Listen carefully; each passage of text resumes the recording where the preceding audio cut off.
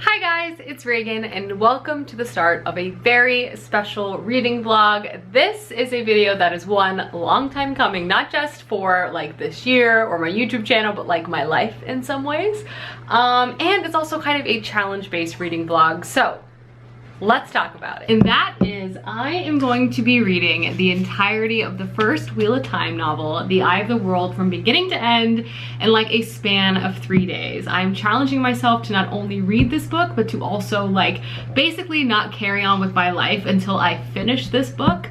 I have a reading plan, which I'll talk about more in detail, but I'm very much looking forward to finally getting to this book and also just kind of sharing my thoughts and feelings and the overall experience of it along the way. Yes, that's the plan for this vlog. We're gonna read The Eye of the World and I am like excited but also a little nervous.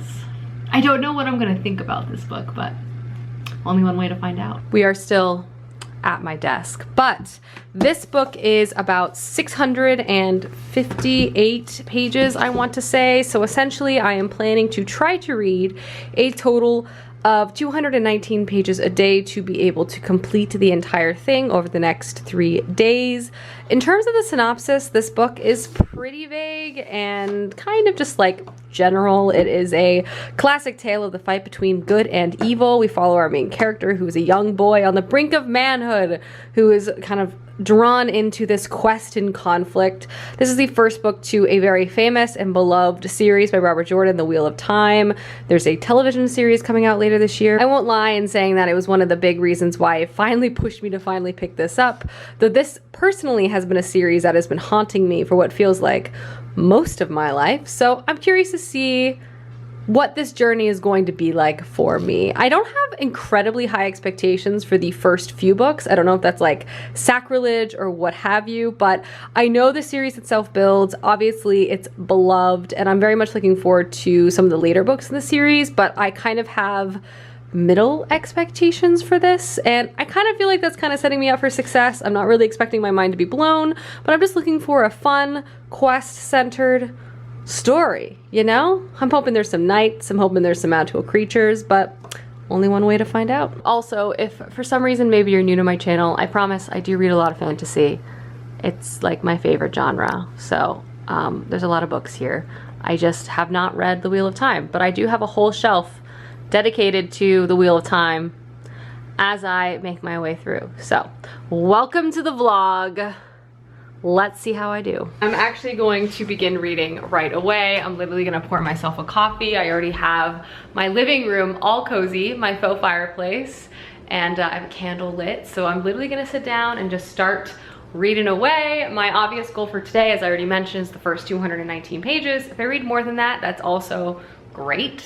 Happy to get ahead. Obviously this will also act as like a general reading vlog. I'll be doing other things as well while I'm reading this, but it will be primarily focused on me completing this entire thing. Huzzah! The fuel I need to read this long fantasy book. There's something about it, it's like I'm not intimidated by long fantasy books, but there's something about The Wheel of Time, I think because I've been trying to read it or wanting to read it for so long in my life, it's like become this other thing in my brain, which kind of makes it a little more intimidating than just like your average fantasy series for me. But anyway, it's time to get started right now. Hi, I'm here for my first reading update of The Eye of the World. I have read the first 6 chapters, which is about 66 pages, not counting the prologue, which is like, you know, pre-number counts. But so far, honestly, I'm really enjoying this story. It's funny, going into such a well-known series, it's hard to not have expectations. And I think because so many people have opinions about this, I didn't even know what kind of opinions to have going in. Like, some people love this series, like greatest series of all time, swear by it, and obviously like I want to be in that camp. Going into any book series, I generally want to love it, but obviously with anything, with any type of media, people are also going to not love it. So I just feel like I have consumed a lot in both directions and I just wasn't sure where I was going to land. Obviously I have a lot of this book to read still, as well as the series, so I can't form any opinions in one way or another, but I can say of the 70 pages approximately I've read so far, I am really engaged by the writing style and the story. First and foremost, there's obviously like a central story and tale following our main character Rand going on, but there's also been like subtle hints to this like larger thing at play, and that larger thing at play very much intrigues me. This concept of the wheel of time always spinning, and we're kind of starting on this tale at a beginning that they feel like makes the most sense, but like we are obviously going to be shifting probably forward and back in time. I don't know for sure, but I get that impression, and following a variety of characters that are kind of involved in this like large legendary fight against evil, and it just seems very cool, to be honest, and hopefully just like dramatic and all over the place. But in terms of the actual story of The Eye of the World, which is book 1, so far I'm very much an exposition. We open the story following Rand, who is a young man kind of on the brink of manhood, and he's traveling with his father, who he's lived with his entire life, on a farm in the middle of nowhere, and kind of a desolate, hard place to farm and live, but they're all very proud. And he's going into town, and there's about to be this big spring festival, but there's a lot of anxiety because things don't seem to be normal. Winter is really lingering, and obviously as farmers, they're all very nervous about how it's going to impact harvest. Among other things, they're also hearing rumors of war, and in fact, there is rumors that the dragon is back, who seems to be like the main hand, or has been told to be, has transformed to be considered one of the main agents of like this evil force who brought about the destruction of the world in the previous age, or the destruction of civilization in the previous age, or at least that's my understanding of what's going on. So there's a lot of anxiety there, and then honestly things begin to pick up quickly. Again, I've only read 70 pages, but there's already like monsters like attacking Rand and his father, and I also get the impression that his father is hiding some things from his past. He's got a very powerful sword and pretty good fighting techniques for just a simple farmer living in the middle of nowhere, if you know what I mean. But so far I'm really engaged by the writing style. It's definitely classic, it's definitely heavy on the detail, but I appreciate that. I also don't mind kind of a slow moving tale. I love Robin Hobb. I love her stories. They're character led, beautifully written, but generally I would say like slower, especially the first couple books in the Farseer trilogy. Like, I don't mind a long setup by any means, especially if I'm gonna be here for 13 books. So this is a long-winded 70-page check-in just to say, so far I like the writing style. I'm engaged with the main character Rand. It's all very classic, but I'm definitely intrigued, and sort of this larger hint to this wheel of time I think is really cool, and I'm excited to learn more. That's all I got for you, but so far so good. Obviously watching 90 Day Fiance because I am who I am, but tonight's dinner, because we really need to go to the grocery store, is mac and cheese, baby. And for an appetizer, a Halloween Reese's. Impeccable. This is what I call dinner. Truly liquid gold, my ultimate comfort food. Also, I've been starting to get this new like creamy version of the mac and cheese. Impeccable. Impeccable. Dinner is consumed, and now I'm in the bedroom with all types of cozy reading lighting, and I'm gonna get back down to business. Again, I've only read about 70 pages, so my goal is to read over the 200 page mark tonight. To chapter 18 is my goal, so I'm going to sit down and try to read as much as possible right now. I don't know if I'll check in again tonight. If I don't, I'll check in tomorrow morning to give you guys a progress update and current thoughts and feelings, but I feel like I gotta put all my attention and brain power into reading because I'm already sleepy and I have a chunk that I need to read before I want to go to bed. So anyway, mac and cheese was an absolute success story, and yeah, off to the races. Hi friends, good morning. I have my cup of coffee here, which I've been enjoying. Maple pecan, very much fall vibes, but I wanted to check in and do a reading update because looky there, I'm about 30% of the way done with this book.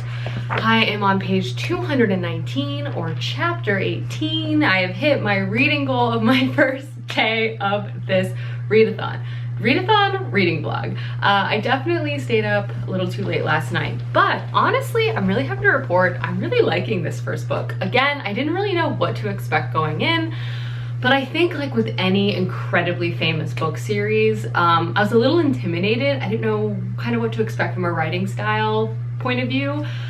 But I honestly am finding this narrative to be very charming, and I just like the characters, and the overall vibe just feels very inviting, and I wouldn't say it's anything at all to be intimidated by. It's really giving me similar feels, not plot-wise, as kind of how I felt when I was reading The Assassin's Apprentice, which I think I kind of already referenced, but this is like truly a chosen one quest setup, at least for this first book. There's many books in this series, so I'm sure we're gonna get a lot of different tropes and kind of fantasy structure styles, but in terms of this first book, I'm really liking it. But to give you a bit more context of the story, kind of what is unfolding, basically we follow Rand, as I've already mentioned, our main character, and his poor life has just fallen apart. This boy just wanted to be a sheep farmer with his dad in a small town. He had no goals of going out and seeing the world. He was very pleased. He was very happy with his small world that he kind of lived in.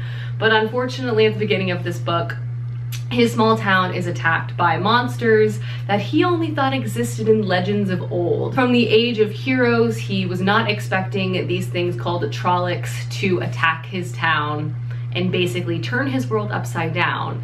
In fact, after the attack, two powerful strangers who were visiting from outside basically come to him and a few of his friends, saying that the reason why these monsters attacked was because of them. All these boys were kind of born in a similar time frame, and the Trollocs and their leader, the Dark One, is hunting for one of them, but they don't know why, or perhaps they're not wanting to reveal why this is the case. But they will not stop hunting, they will not stop looking for Rand and his friends. So now they leave the town with these two powerful individuals and go on a journey. One of these individuals is called Moraine, I want to say her name is, and she is my interpretation of like a sorceress, and it's very clear in this world that having any type of connection to this type of power not only ostracizes you and that people don't trust you, but there are like organizations dedicated to locating and destroying any type of sorcerers. But this crew of people are now traveling to this like powerful faraway city where it's like the capital of these sorcerers, in hopes of finding answers and providing protection, because these sorcerers are able to access the truth, the one truth, which is like a river of power, if you will, which kind of fuels their power. It also seems to be kind of elemental in nature. It's unclear, I'm still very much learning. And they can use that as a protection to prevent the Dark One from fighting Rand and his friends.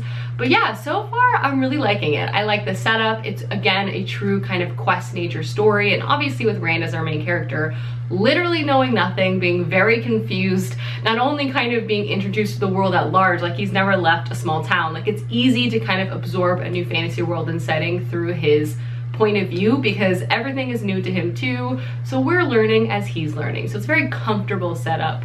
Not to mention, he's very likable. He's just kind of a dopey young guy, just trying to make it through the day. Easy to root for in that way, and his friends are charming and everyone's kind of trying to work together. Some of the side characters I'm really liking too. Obviously Moraine and her power I think is really interesting, but I also love Egwene, I think her name is, which is another young girl who left with the boys once they left town. She's really feisty and she's wanting to go on an adventure and kind of learn more about her own power.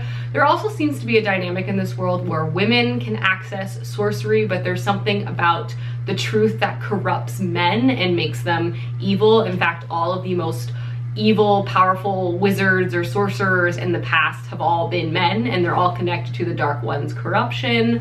And yeah, I just think it's really interesting, and like more characters kind of keep popping up, and I just enjoy it. Like it has a lot of classic trappings. There's a bard traveling with them, you know, there's towns and inns and all types of monsters, and they're just running for their lives, and also just kind of slowly learning more about this world, both the current political structure, but learning more about the heroes of the past, the legends of the past is really cool. And obviously like this is the start to a very long epic series, so I know a lot is going to be branching off from here, but from a starting point this feels very natural. Like I feel like it's a great slow way to kind of introduce us to the things that we're going to be kind of branching off from here. But yeah, I find this book to be super charming. It's like not dark or anything. It's actually very classic in a way that I find lovely. And so far I'm really liking it. This is a really long intro clip, but just wanted to give you my thoughts, and I'm about 30% of the way through. I'm gonna obviously be reading a lot more today. I'm hoping to get over the 60% mark by the end of today, so wish me luck. And yeah, I find this book to be breezy. It's by no means like blowing my mind in terms of plot and pacing, but it's by no means like a boring or non-interesting book either. It's like very, it's just like classic and fun, you know? So that's my check-in. So far it's going great. I'm going to get some work done now, and I will check in a bit once I do more reading. So cheers. Also, hey, I got dressed. We're always proud of that in this household because, you know, sometimes it's hard to get the motivation. Stopping for a quick lunch. I made a goat cheese, apple, balsamic salad with chicken and walnuts. So, bon appetit. Obtaining a much needed cup of coffee as I'm about to start kind of my second reading leg of The Eye of the World. I'm gonna try to sit down and read about 100 pages. So, wish me luck, because I might need it. Truthfully, the fake fireplace and fall candle are an absolute vibe. It is currently like 90 degrees outside, but you'd never know based off the faux atmosphere I've created in here. So, you know, pro tip, if you live anywhere that doesn't have real fall weather, try this at home.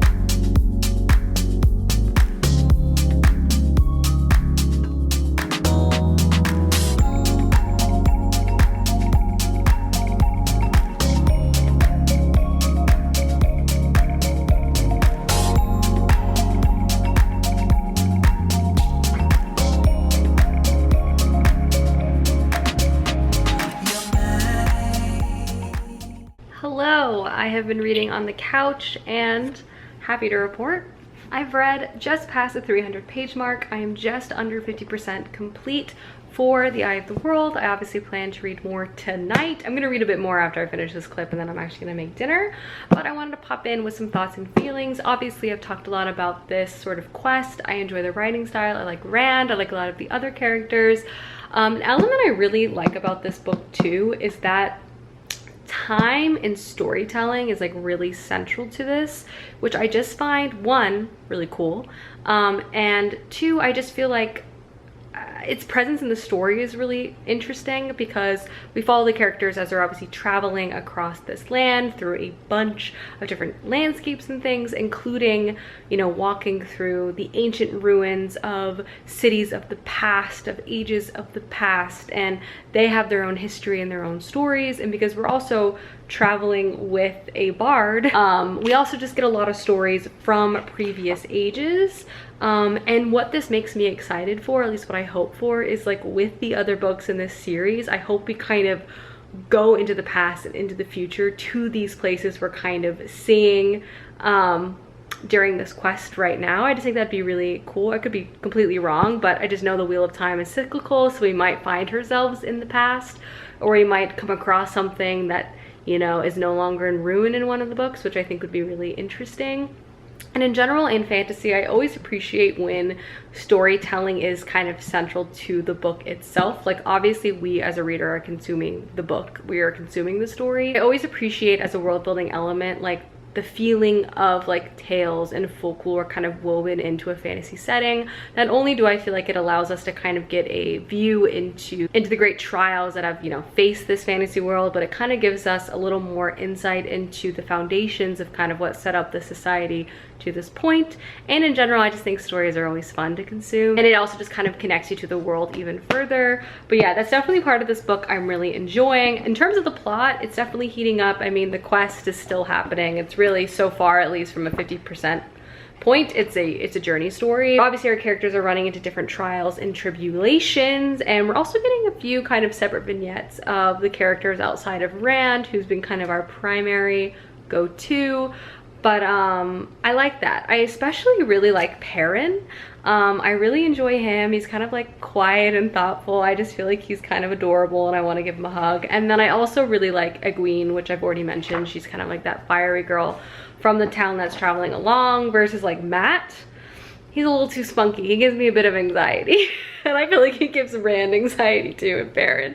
But he's a fun one too. But I like all the characters quite a bit, and it makes me feel like we'll probably see them again or be with them for a while. I'm not totally sure kind of where the story is going to take off after this first one, but I am really liking this. I also appreciate the sort of slow, methodical pace we're taking. Like, it's definitely has stuff happening, like, you know, there's some intense moments of pursuit and things, but it's not like we're just like thrown into this epic political landscape of like major kingdom-based politics. We're really just following some kids trying to survive and make it from point A to point B, and are very much overwhelmed by this new life they find themselves in the midst of. And I feel like following Rand kind of have to figure out his new political power, because I imagine he's going to continue to be important for reasons we do not know yet. It's going to be entertaining. So anyway, all this is to say, I've read the 300-page mark. I am really liking this book quite a bit. It's taken me by surprise in the way that I wasn't expecting what this book was going to go vibe-wise, but I'm really vibing with the vibe, so that's good news. I think I'm going to take a break and make some dinner, and then more reading. I'm gonna try to read at least another 150 pages tonight. That is my goal ahead of tomorrow, where I will finish this thing. All right, friends, we're making chili tonight. It's getting serious. I'm trying a new chili recipe out, so I'll also review that and link it if I think it's good, but it has like cocoa powder in it. I don't know, we'll just see. Trying it out, trying new things in this household. So I started opening all these cans and chopping the onion and the garlic. Let's cut to a time lapse.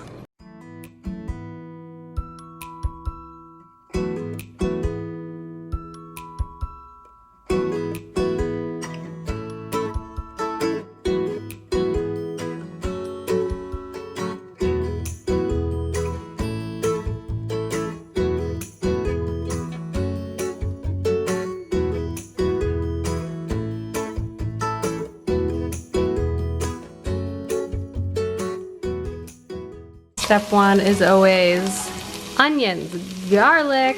Now I'm gonna throw in the beef, brown it up, and then add everything else in. And everything has been combined. I'm just gonna bring this up to a boil, then reduce to low and just let it cook uncovered for a couple hours. And then I'm just gonna read the Wheel of Time in the meantime. I'm excited to try this new recipe. I'm really intrigued because it has that cocoa powder in it. And really that's kind of a variant. Also, I used tomatoes with diced green chilies, which I don't usually use, but I like things really spicy anyway, so we'll see how it turns out. But this has got a while to cook, so I'm gonna leave it to do its thing. Hello, it's me. I've done my laundry. I've laundered, a face mask on. I'm just waiting for my chili to finish cooking. And I'm gonna take a 90-day fiance break, and then I'm gonna do more reading tonight, obviously. And my bowl of chili is complete, looks delicious. I'll give you a little review once I eat it, but from what I've tasted, so far so good. I obviously topped with some Fritos, cheese, sour cream. And I'm gonna go sit in the living room and watch Before the 90 Day, which is honestly, I might like even better than 90 Day Fiance.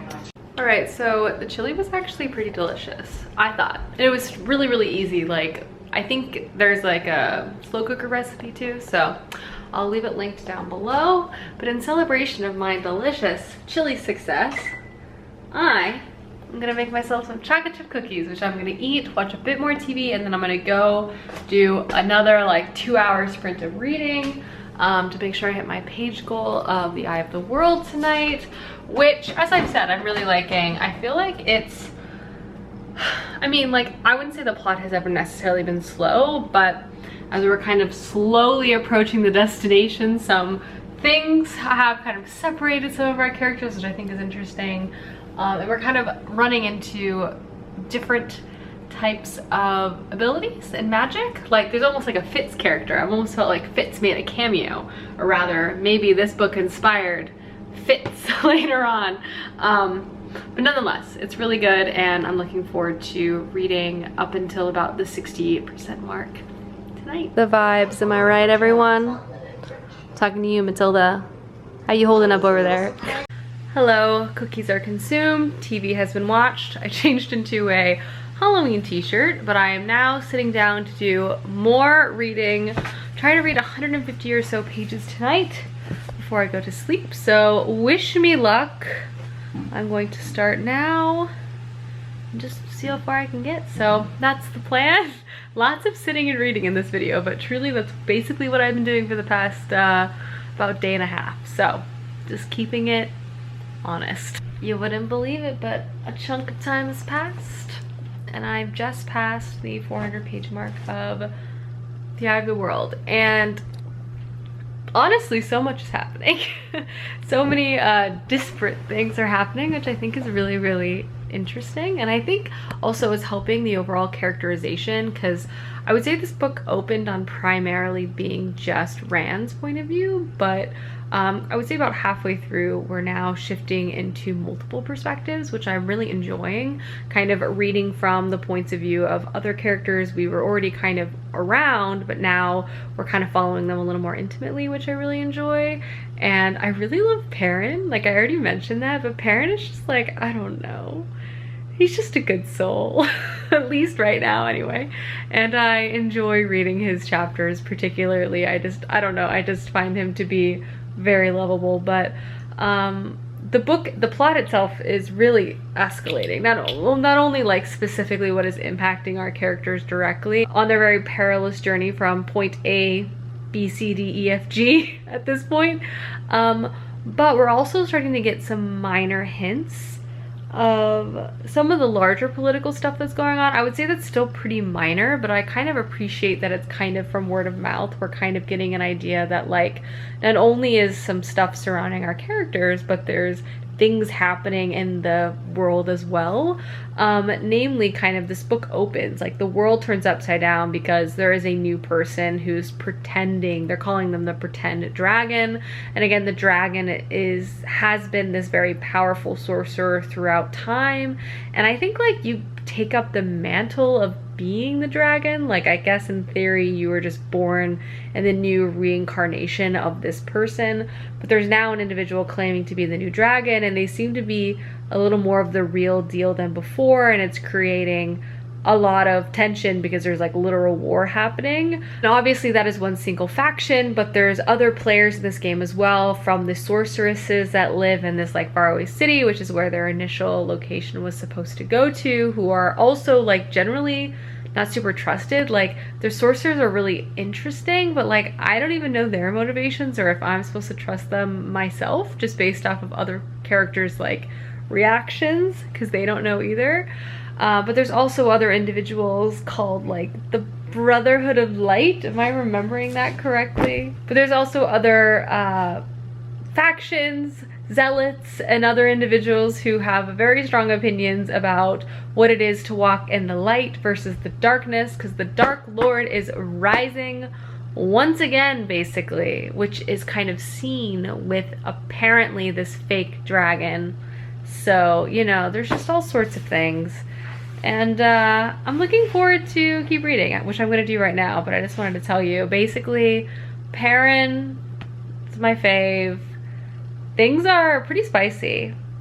And I don't know, this book is just really surprising me. I didn't know what to expect going in, but I just love like a classic medieval quest story, which is what this is.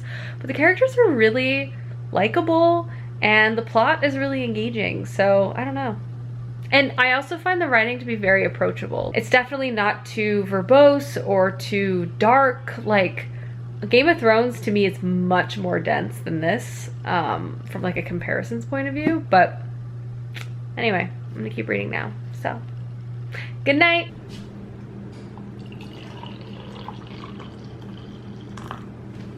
Good morning. Cheers. I'm gonna sit down and do a little bit of morning reading. I try to read every morning, like right after I wake up, to kind of slowly introduced me back to reality, to life and the day. But it's a big day. We're finishing The Eye of the World today, but I'm gonna enjoy my coffee now, read, and I will talk to you guys in a bit. Don't mind me, just been sitting at my desk doing some editing. I got this pegboard. Did I already tell you guys this? I got this pegboard from IKEA and I'm such a huge fan. I have some more prints coming in to kind of fill up this space, but for now I do have my little horse with cat with cowboy boots print on, which I'm a pretty big fan of, and then just a calendar. But it's coming together. So hopefully with the prints it'll fill out a bit more, and then I'll focus over there with Bubblegum Girl, which she's pretty cute. Hi, it's time to make some lunch.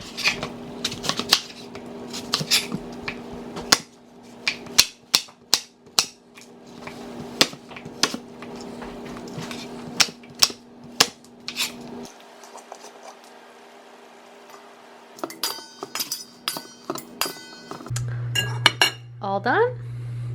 Back to work. Just topped it with apples, walnuts, chicken, goat cheese, and some honey. And I used a balsamic vinaigrette. Same salad as yesterday too. So anyway, gonna finish this so I can get back to reading The Wheel of Time. Hello, it's me. Happy evening. I'm already in pajamas, sitting here with Matilda.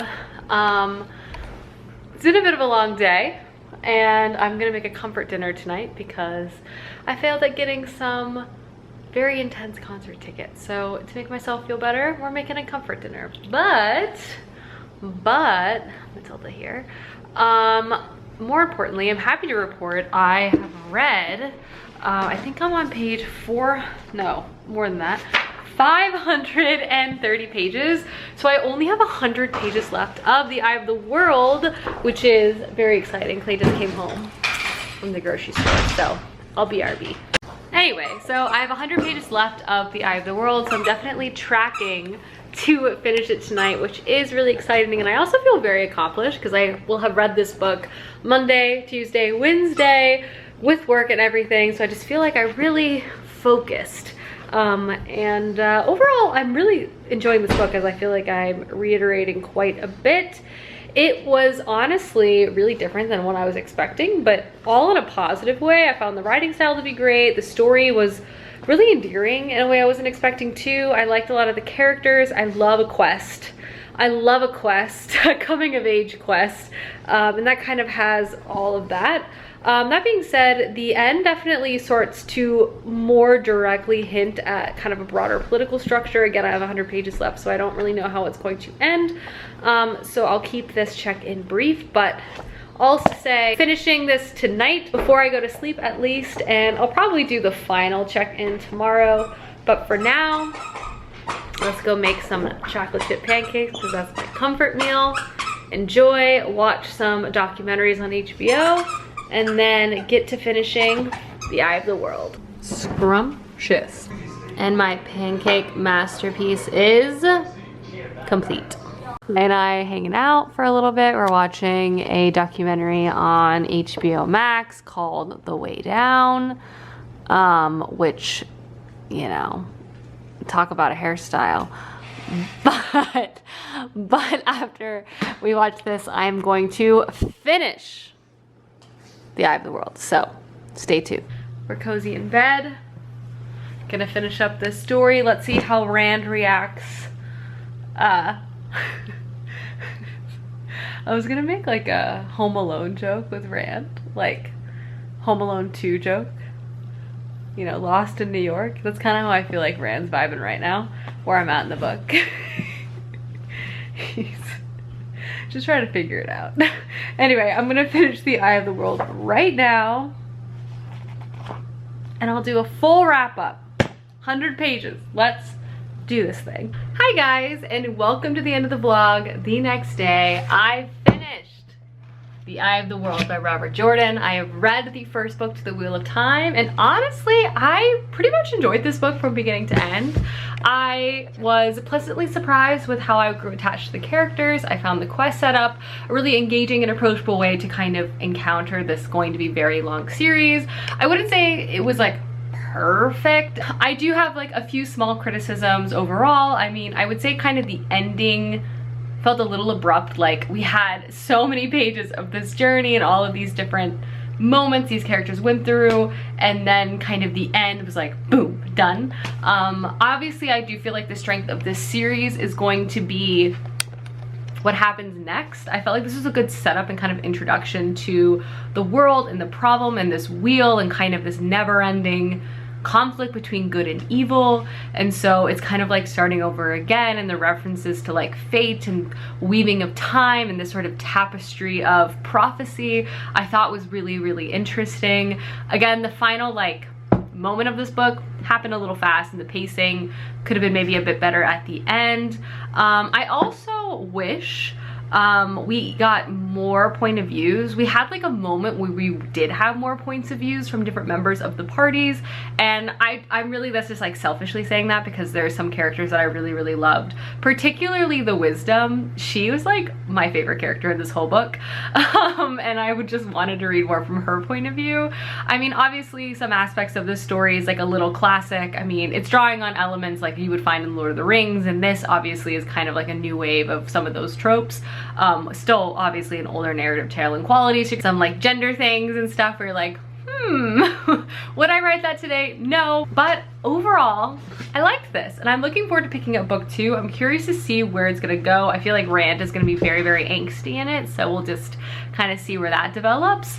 But nonetheless, I have to say I actually enjoyed this a lot more than what I was expecting to, so I take that as a huge plus. And in general, I'm really looking forward to continuing on with the rest of the series, and I'm curious to see how it's going to evolve, how the Wheel of Time, the journey of the Wheel of Time will take me as I wind through these ages. So we'll see. But yeah, I read the first one.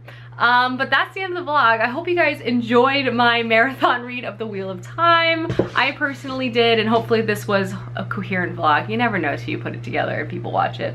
But anyway, I hope you guys enjoyed this video, and I will see you soon with another one soon. Goodbye.